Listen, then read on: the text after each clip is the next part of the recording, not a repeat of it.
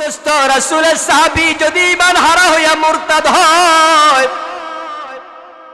আল্লাহর বড় ওলি বালআম যদি ঈমান হারা হইয়া কাফের হয়, আমাদের সাথে যে শয়তান আছে আমাদের ঈমান কেড়ে নেয়ার সম্ভাবনা আছে না নাই?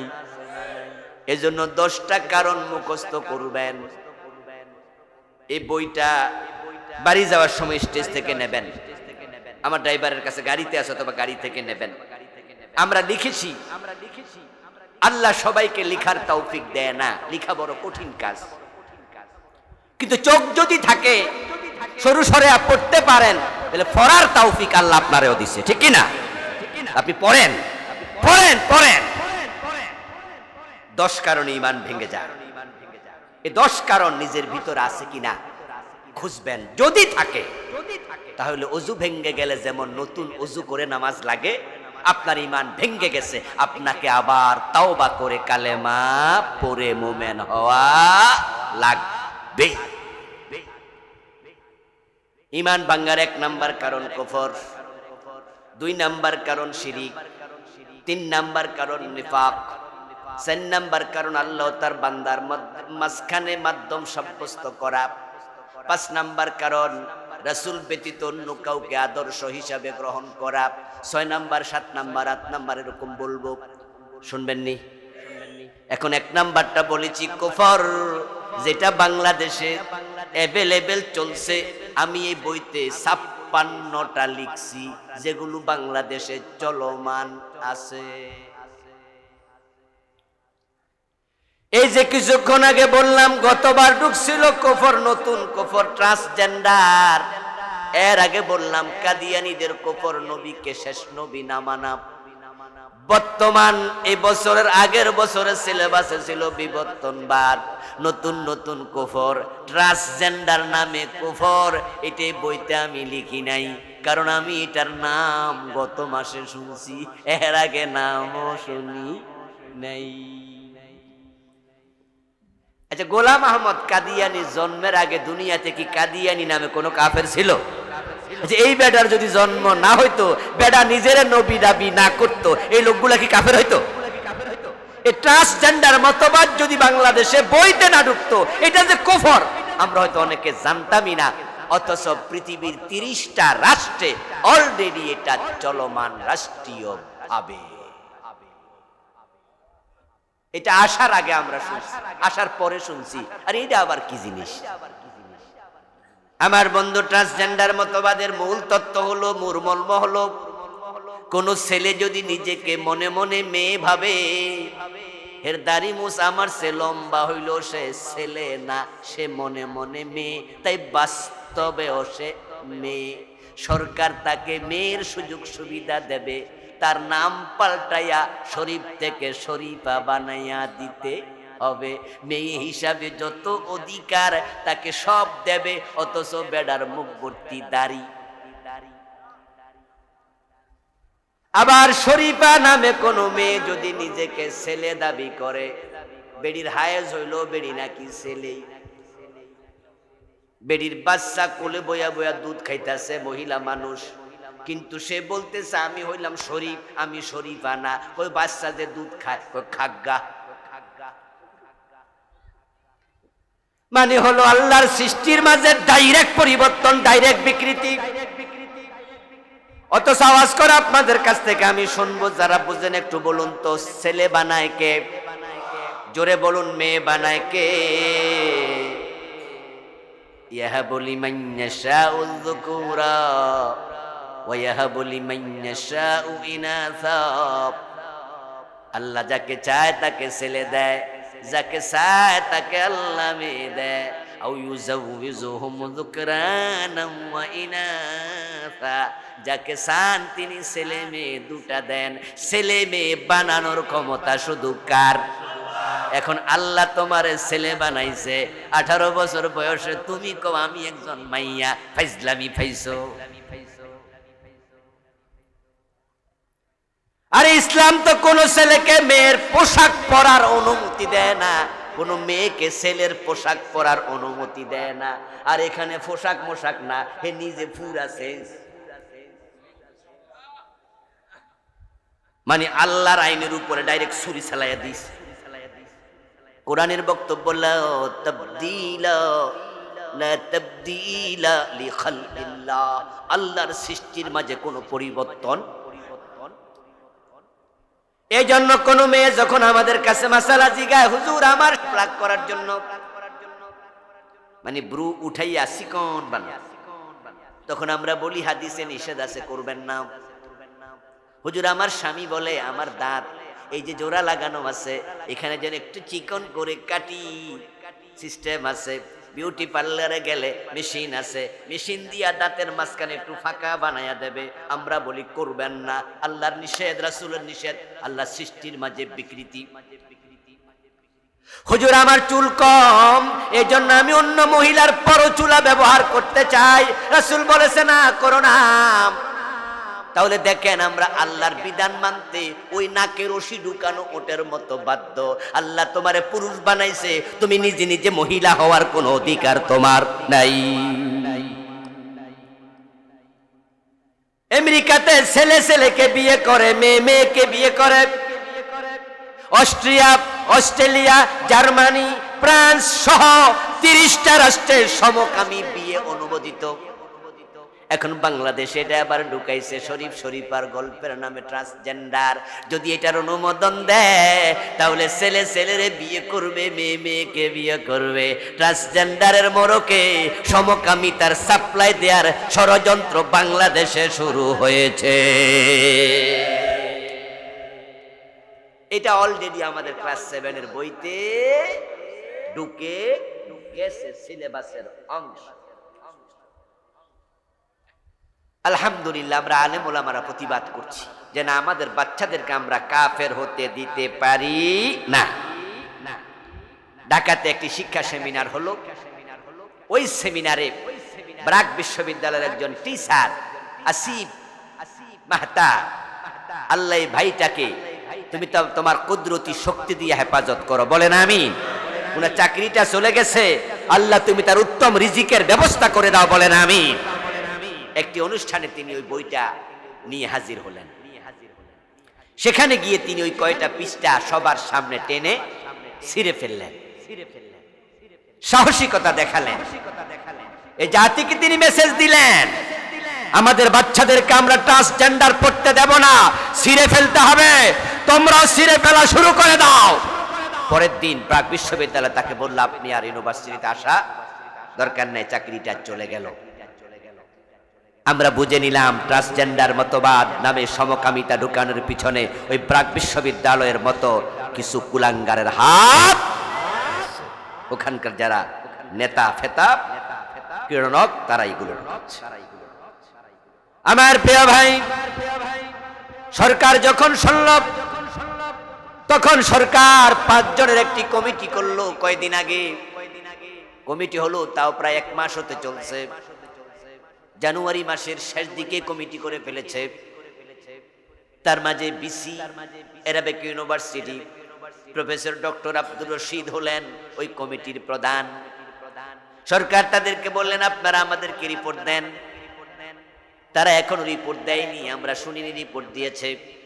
আমরা আশাবাদী নিশ্চয়ই তারা নেগেটিভ রিপোর্ট দেবে, তারা সুপারিশ করবে বাংলাদেশের মতো মুসলিম রাষ্ট্রে সমকামিতার অনুমতি দেয়া যেতে পারে না। যে অপরাধের কারণে আল্লাহ তাআলা জমিন উল্টায়া দিয়েছে লূত নবীর সময়, এটা বাংলাদেশে চালু হতে দেয়া যাবে না এবং সরকার এটা বন্ধ করবে। সে আশায় আমরা অপেক্ষা করছি। যদি বন্ধ না করে ট্রান্সজেন্ডার পড়ানো হয় তাহলে আমরা বহিষ্কারের কর্মসূচি দেব, আমরা প্রতিরোধ গড়ে তুলব, দলমত ভুলে যাব, সবাই মিলে রাস্তায় নামবো। ট্রান্সজেন্ডার পড়ে বিশ্বাস করে আমাদের বাচ্চাদেরকে কাফের হতে দেয়া যাবে না। আমরা এটা দিতে পারি না। আমার দোস্ত, সামাজিক যে শৃঙ্খলা আছে সেটা নষ্ট হয়ে যাবে। আবহমান কাল থেকে চলে আসা সভ্যতা বিধ্বংস হবে। একটা ছেলে নিজের মেয়ে মনে করলো, একটা মেয়ে নিজেকে ছেলে মনে করলো, সামাজিক শৃঙ্খলার কিচ্ছু আর থাকবে না। আচ্ছা, আপনার বাবা মারা যাওয়ার পরে, মা মারা যাওয়ার পরে সম্পদ বন্টন হওয়ার দিন আপনার বোন এসে দাবি করলো আমারও তোমার সমান দাও। আপনি তখন কোরআন শরীফের সূরা নেসা খুইলা বললেন যে না, ছেলে পাবে দ্বিগুণ, মেয়ে পাবে তার অর্ধেক, তুমি সমান দাবি করতে পারো না। আপনার বোন বলবে কেন পারি না? বলে তুমি আমার বোন। বলবে না না, গত মাস থেকে আমি মনে মনে ছেলে।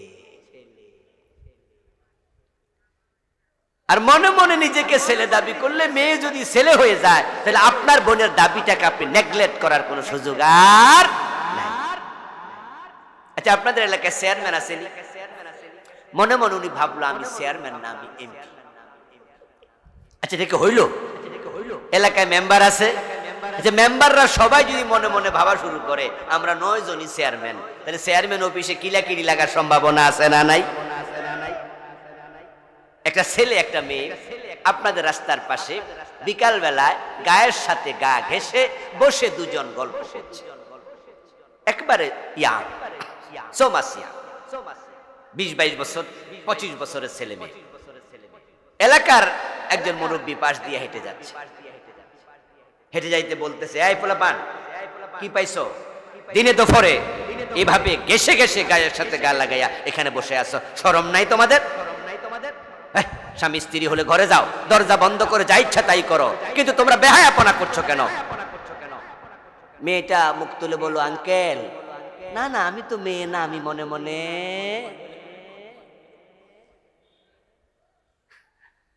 আচ্ছা, এই কথা শুনলে মুরব্বী তো গায়ের মাঝে সিমটি কাইটা কইব, কিরে ঘুমে স্বপ্নে দেখতেছি না তো এই মাইয়ার এত লম্বা চুল, দেহের ফুটা বডি ডিজাইন কইতাছে সারকারা মাইয়া, হে কয় হে নাকি ছেলে, পাগল কি হেরা হইলো না আমি হইলাম?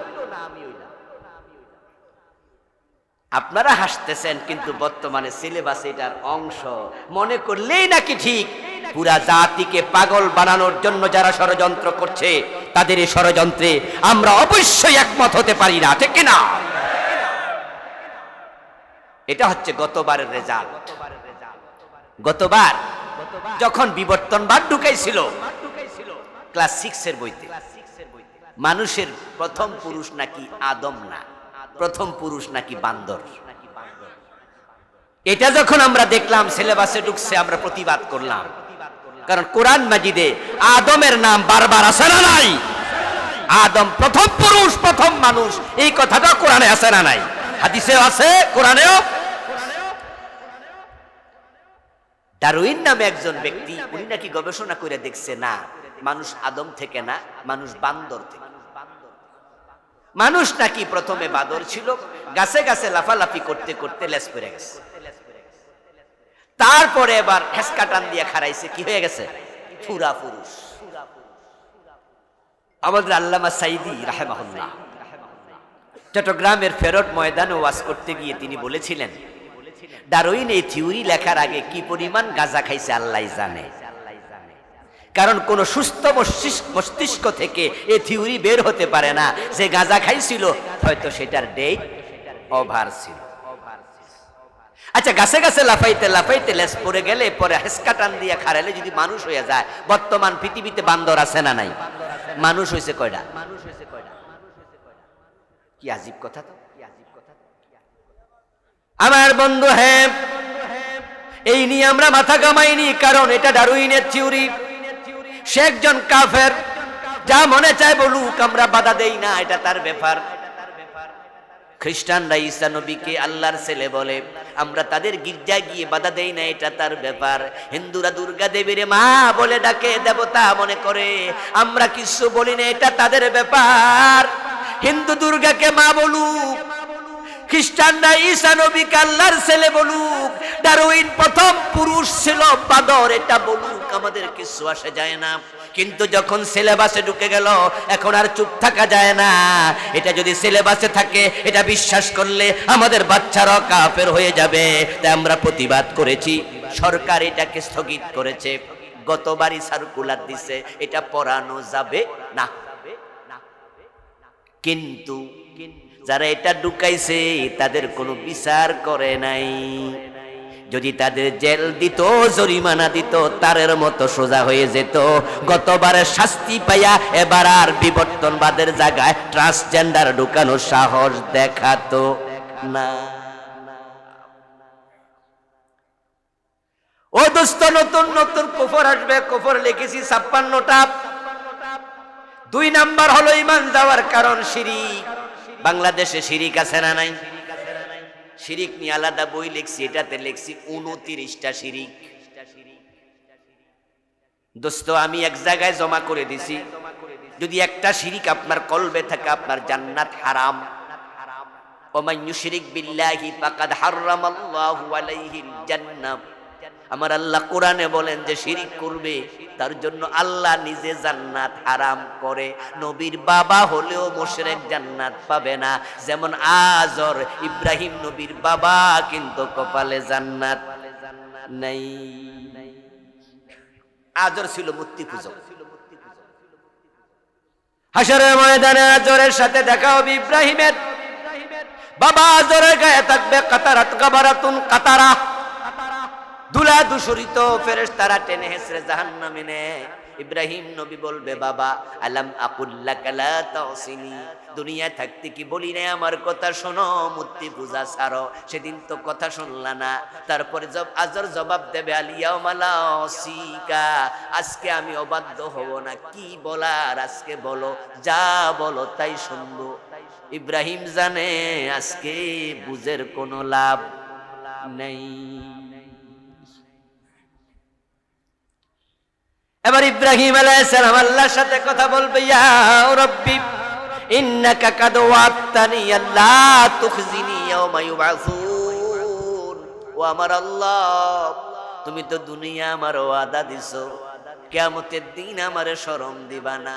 ফাইয়ু খিজিন আখজা মিন আবিল আবাদ, আমার বাবার হাতে রশি, পায়ে রশি, গলায় জাহান্নামের শিকল, ফেরেশতারা টাইন্না টাইন্না হেসরায়া নেয় জাহান্নামের দিকে।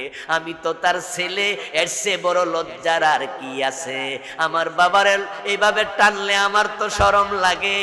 আল্লাহ কয়, মা তাহাতারে জেলাইক, ও ইব্রাহিম পায়ের তলায় দেখো।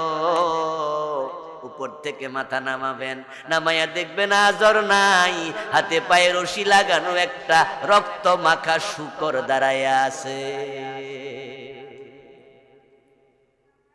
1 সেকেন্ডের ভিতর আল্লাহ শূকর বানাইয়া দেবে। এবার ফেরেশতাদেরকে বলবে, শূকরটাকে জাহান্নামে ফেলে দাও। ফেরেশতারা ফেলে দেবে। ইব্রাহিম আলাইহিস সালাম নয়ন দিয়া শুধু শুধু দেখবে। এখন আর বলার কিছু নাই। আল্লাহ বুঝাইয়া দিছে, আজরকে আমি শূকর বানাইয়া ইব্রাহিম তোমাকে শরম থেকে বাঁচাইয়া দিলাম, কিন্তু আজরকে জাহান্নাম থেকে বাঁচাবো না। কারণ যে শিরিক করে তার জন্য জান্নাত হারাম। ইব্রাহিম আলাইহিস সালামের বাবা জাহান্নামী, নূহ নবীর ছেলে কেনান কি? কথা বলুন, কেনান কি? কারণ সে কুফর করছে, কুফরের উপর মরছে। নবী বাবা, বাবা বাবা নবী, আল্লাহর নবী নূহ, ছেলের কোনো উপকারে আসবে না। কুফরি করলে জান্নাত নাই। এই জন্য 56 কুফর পড়বেন, বাড়ি যাইয়া নিজের মাঝে খুঁজবেন। 29টা শিরিক পড়বেন, নিজের মাঝে আছে কিনা খুঁজবেন। হাতের মাঝে আংটি দিয়া রাখছে 3, 4টা 5টা। যদি সৌন্দর্যের জন্য দিত কোনো অসুবিধা ছিল না, কিন্তু কেন দিছে জিগায় দেখেন, বলে যে এটা ইয়াকুত পাথরের আংটি। খাজা বাবার খাদেম সাহেব বলেছে এই আংটি দিলে বিপদ মুসিবত হয় না। বিপদ থেকে বাঁচার জন্য আংটি দিছ, অথচ বিপদ থেকে বাঁচানোর ক্ষমতা শুধু কার? আংটি বাঁচাইতে পারবে? এটাই তো শিরিক, এটাই তো শিরিক। ভবিষ্যৎ জানার জন্য ঠাকুরের কাছে যায়, গণকের কাছে যায়, হাতের রেখা দেখায়, আর হাতের রেখা তাকাইয়া বেড়া কয় সামনের মাসে ফারা আছে, অথচ 1 সেকেন্ড পরে কি হবে আল্লাহ ছাড়া কেউ জানেই না। আল্লাহ ছাড়া কেউ জানে, আল্লাহ ছাড়া কেউ জানে। আব্দুল্লাহ জাহাঙ্গীর স্যার নাম শুনছেন? মারা গেছে কিভাবে? গাড়ি অ্যাক্সিডেন্ট করে। রাহেমাহুল্লাহ, আল্লাহ জান্নাত নসিব করে, বলেন আমিন। বাংলাদেশের পণ্ডিত দুই কজন আলেম আছে, তার মাঝে উনি একবারে শুরুর দিকে। হাদিস বিশারদ মাত্র 2 জন বড় আলেম বাংলাদেশে আছে এই অধুনা যুগে। একজন বেঁচে আছে মাওলানা আব্দুল মালিক হাফেজাহুল্লাহ, আরেকজন ছিল আব্দুল্লাহ জাহাঙ্গীর। উনার বাবা ছিলেন জমিদার, উনার শ্বশুর হচ্ছে আরেক জমিদার, দারুস সালামের পীর সাহেব আব্দুল কাহার রাহিমাহুল্লাহ। উনি জন্মগত ভাবে জমিদারের ছেলে, পড়েছেন সৌদি আরবের বিশাল বড় ইউনিভার্সিটি, পিএইচডি ওখানে। বাংলাদেশে কুষ্টিয়া বিশ্ববিদ্যালয়ের ফুল প্রফেসর, এলেম কালামে ভরা। অ্যাক্সিডেন্ট করে মরলো, মানে দাঁড়ালো আজ গাজে রাস্তায় মরবে, এটা জানতই না। এত বড় আলেম জানে না, আর আপনার এলাকার ফইতা পড়া ঠাকুর জানে আগামী মাসে ফারাজ। বিবেক কি বন্ধক দিচ্ছেন কারো কাছে? এই জন্য আমাদের কোরআনের ফাঁকি কুমিল্লা টাউন হল মাঠে একটা ওয়াজ করছিল, আমার মনে পড়ে, আমি ছাত্র অবস্থায় শুনতে আইছি। উনি কয়, কোন ঠাকুর কোন গণক যদি তোমার আঙ্গুল দেখে বলে আগামী মাসে বিপদ আছে, আমারে কিছু টাকা দাও, তোমার বিপদ কাইটা দিমু, কষাইয়া থাপ্পড় মারবা। রেগে গেলে বলবা, ভাইজান রাগেন কেন, আমার আগামী মাসের বিপদ আপনি টের পান, এই বাড়ি তাইলে থাপ্পড় খাবেন, এই বিপদ টের পান নাই, তো টের পাইলে এই বাড়িতে আইলেন কেন? আর আমি যদি কিছু টাকা দিলে ভাড়া কাটতে পারেন, নিজের ভাড়া কাটলে তো থাপ্পড় খাইতেন না, দোষটা কি আমার? এই দেশের মানুষ কেমনে মুশরিক হচ্ছে দলে দলে। দেখবেন ইত্তেফাক পত্রিকা, বিভিন্ন পত্রিকায় দেখবেন সপ্তাহে একবার রাশি ফল প্রকাশ করে, আধা পৃষ্ঠা। কি রাশি দেখবেন, লেখা আছে কন্যা রাশি, তুলা রাশি, কুম্ভ রাশি, কর্কট রাশি, মর্কট রাশি, কত রাশি দেখবেন ৫-৭ লাইন রাশি ফল, সেটা হচ্ছে আগামী সপ্তাহ আপনার ভালো যাইবে। এখন তুলা রাশিওয়ালা ফইরা কয়, আরে দারুন, আগামী সপ্তাহ নো টেনশন, ঈমান তোমার শেষ, এটা শিরিক। কারণ ১ সেকেন্ড পরে কি হবে আল্লাহ ছাড়া কেউ জানে না, এই পত্রিকাওয়ালা জানলো, এটা নিঃসন্দেহে বাটপারি, ঠিক না? বসুন্ধরা শপিং মলে বাবা লিটন দেয়ান বসে আছে, ওর কাছে লাইন ধরে মানুষ যায় ভবিষ্যৎ জানার জন্য। পত্রিকায় দেখবেন বাবা লিটন দেয়ান অতীত ভবিষ্যৎ ভূত পূর্ব তিনি সব কিছুই জানেন, অথচ শপিং মলে আগুন লাগছে হেডাই জানে না, নিজের দোকান ফুইরা যায় হেডাই জানে। আমার প্রিয় ভাই, ঈমান ভাঙার ৩ নাম্বার কারণ হলো নিফাক। মুনাফিক হয় মানুষ ২৮ কারণে। কয় কারণে? বাংলাদেশের লোকেরা জানে ৩ কারণ। কথা বললে মিথ্যা বলবে, আমানত দিলে খেয়ানত করবে, ওয়াদা করলে ভঙ্গ করবে। মুনাফিকের আলামত নাকি ৩টা, অথচ এই বইতে আমি লিখছি কোরআন থেকে হাদিস থেকে ২৮টা, বাকি 25টার খবর কি জানেন না? অথচ আপনি না জানা শিরিক করে ঈমান হারাইছেন। আপনি চিনেন না কুফর, ওইটা কইরা আপনার ঈমান শেষ। আল্লাহর সামনে গেলে আল্লাহ বলবে বেঈমান জাহান্নামে যা। আপনি বলবেন আল্লাহ আমি তো জানতাম না, বন্ড পীরের পায়ে সেজদা মাইরা দিছি, বেটা তো আমার কইছে এটা সেজদায়ে তাজিমি, এই কারণে যে ঈমানটা চলে গেছে আমি তো বুঝি নাই, আমি জানতাম না। আল্লাহ বলবো তাই বুঝি, জান্নাতের মাঝখানে ঢুকিয়া যা। ঠিক না? এত সোজা, এত সোজা না। যাই না বিষ খাইলে মানুষ মরেনি, কথা কয় না কেন ভাইয়েরা? না যাই না বিষ খাইলে মরে না। এই যে বিদ্যুতের তারে হাত দিলে শক করে, যে বোঝে না হে ধরলে কিছু হইব না, ঠিক না? না হইব? আল্লাহ বলবে জানলা না কেন? জানা নফল না ফরজ। কোরআনের প্রথম শব্দ যেটা নাজিল হয়েছে ওটা ছিল কি? ইকরা শব্দের অর্থ কি? পড়ো, পড়লে তো জানতা, তুমি তো পড়োই নাই। আমার ভাইয়ারা এরকম আরো আছে, আজকে আর কথা বলবো না, রাতের বেজে গেল 11টার বেশি, 11:15। আমার লিখা মোট 7টা বই আছে আলহামদুলিল্লাহ। নতুন করে গত নভেম্বরে যেটা এসেছে এটার নাম হচ্ছে ওহির আয়না পরকাল। আমি এটাতে 400 পৃষ্ঠার বই